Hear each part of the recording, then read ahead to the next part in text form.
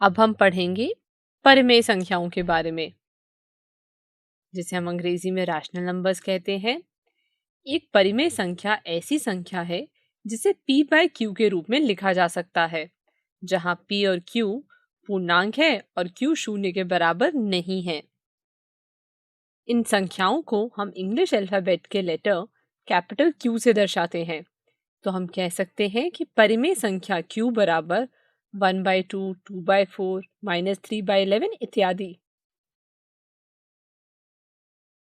क्या हम कह सकते हैं कि -25 एक परिमेय संख्या है?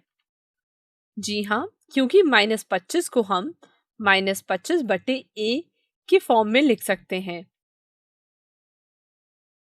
यहाँ पर -25 बराबर p, 1 बराबर q है।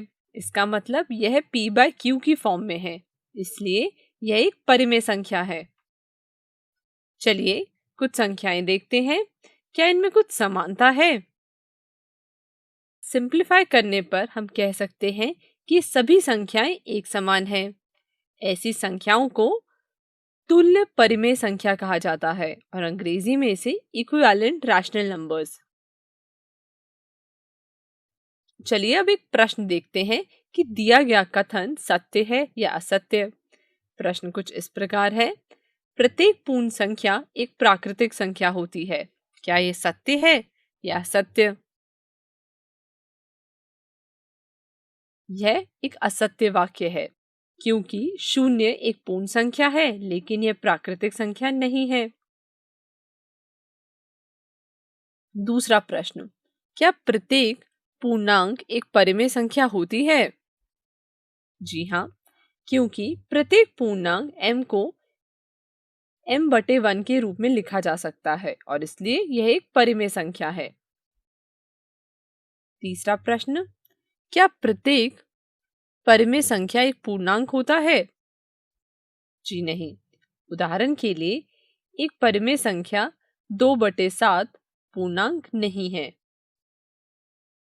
ध्यान दीजिए, किन्हीं भी दिए गए दो परिमेय संख्या के बीच अपरिमित रूप से अनेक परिमेय संख्या होती है। तो इसका प्रूफ देखते हैं। प्रश्न कुछ इस प्रकार है, 1 और 2 के बीच में परिमेय संख्या ज्ञात कीजिए। 1 को हम 10/10 के रूप में भी लिख सकते हैं और 2 को हम 20/10 के रूप में। इसी तरह हम इन दोनों संख्याओं को परिमेय संख्या के स्टैंडर्ड रूप में परिवर्तित कर दिया है।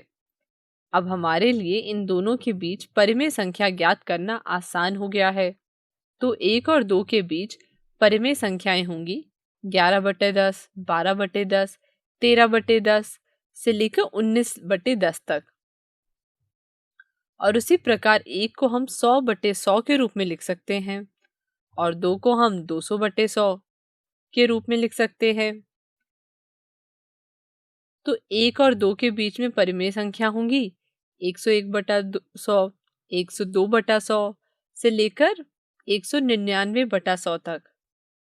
इसी प्रकार 1 और 2 के बीच अनंत परिमेय संख्या हो सकती हैं। चलिए तब ये प्रश्न हल कीजिए।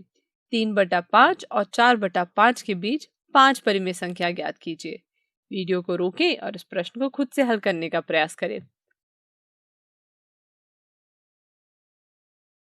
चलिए अब इसका हल देखते हैं। हल कुछ इस प्रकार है, 3/5 को हम 30/50 के रूप में लिख सकते हैं और 4/5 को हम लिख सकते हैं 40/50 के रूप में। तो हम कोई भी 5 परिमेय संख्या ले सकते हैं, जैसे 31/50, 32/50 से लेकर 35/50 तक। इसे अपनी कॉपी में लिख लें। यही हमारा उत्तर है। धन्यवाद।